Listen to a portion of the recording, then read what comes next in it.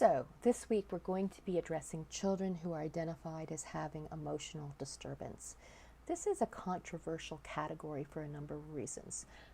First, it's a category where many of the children who are diagnosed with this disability are segregated.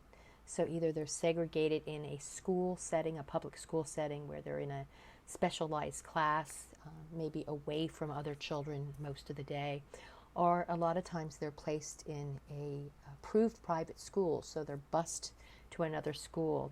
And sometimes they're even residential. Sometimes these children will live there. So it's also controversial because many of the children who are in this category are disproportionately children of color, and a lot of times males, black males. And so it continues to be a controversial category. This week, of course, check to see if you have a Zoom meeting. You're going to read your text, Chapter 7, and take your Edpuzzle narrated PowerPoint quiz.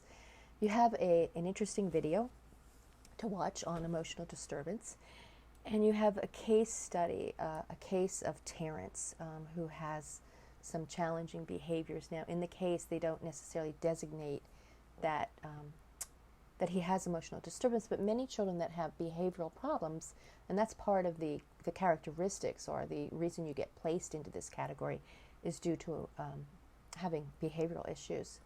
You're going to take your quiz, of course.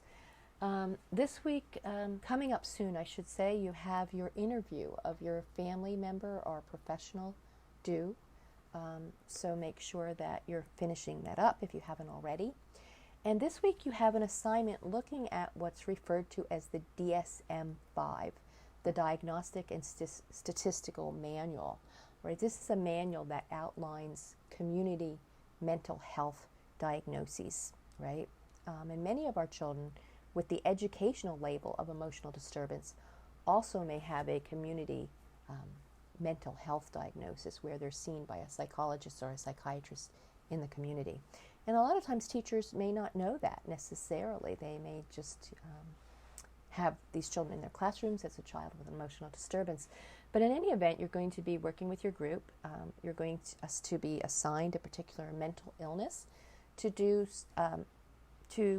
actually just develop some slides and think of it as a training manual. You're training us on that particular mental illness. All right? So pay attention to the prompts related to that and get that in, and have a good week.